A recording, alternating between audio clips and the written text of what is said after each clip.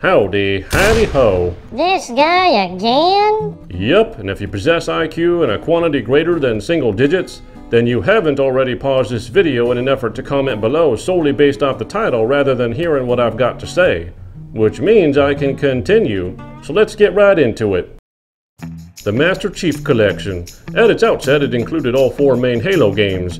Halo 2 was completely rebuilt and remastered, and the cinematic cutscenes were completely created from scratch by one of the best CG cutscene studios ever, Blur Studios. You could even switch the graphics back and forth. They then later added Halo Reach and Halo 3 ODST. They have even added multiplayer content and still support it now with Series XS optimizations. It cost $59.99 at release. But wait, there's more! Gears of War Ultimate Edition. They completely remade the character models, reworked the lighting engine, turned it up to 60 FPS, and enhanced the textures all on a single generational gap from the Xbox 360 to the Xbox One. It also included all the other Gears of War games as backwards compatibility titles for free. It cost $39.99 at release. But wait, there's more! The Neo Collection. I just recently reviewed this collection of 2 games, and while it might not at first look like a good example, it's actually a great example.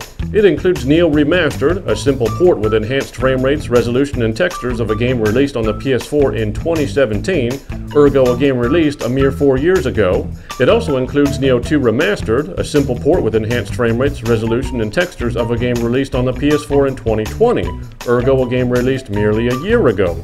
It also includes all DLC.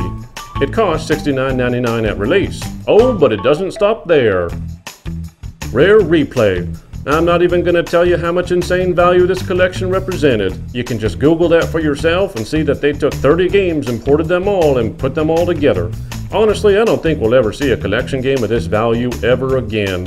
30 games spanning retro to the Xbox 360 generation.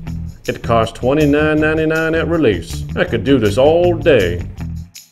Mass Effect Legendary Edition. It's coming with all 3 titles having reworked character models, lighting, and texture work. And you know who this is coming from? EA.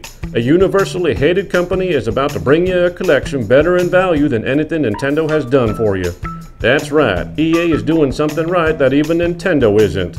It'll cost $59.99 at release. Do you see where I'm going with this? The closest thing you got was Super Mario 3D All-Stars. But where's the reworked character models? The enhancements that are surely possible on the Switch, which is 30 times more powerful than the Wii.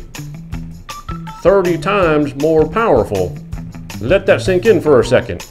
But not all is grim. Nintendo did do the port thing right one time so far with The Legend of Zelda Link's Awakening. A completely built from the ground up remade game, and it looked absolutely incredible, despite it being a smaller adventure of its own.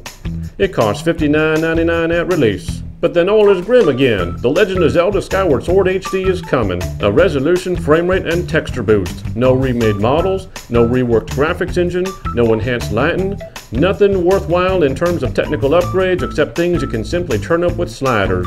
For $60. One game, released on the Wii in 2011, ported to a system with 30 times more power for $60. Yeah. It's okay to criticize Nintendo's port practices, and in all honesty, you should. A lot of the big media outlets and big YouTubers get their review copies for free. They don't actually feel this. It's you and I that are paying customers, and Nintendo is not kind to us. I don't even need to make my point any clearer with Bowser's Fury, Super Mario 3D World, or any number of other Switch ports that received bare-bones enhancements or content as low and full-price releases. Maybe you missed getting to play Skyward Sword, and I understand that, but no part of you should be happy about paying a full fat $60 for such minimal effort. Play it if you have to, but be honest with yourself. That price just isn't fair to you. In closing, I repeat, it's okay to criticize Nintendo's port practices. I'll see you next time on the Gaming 5.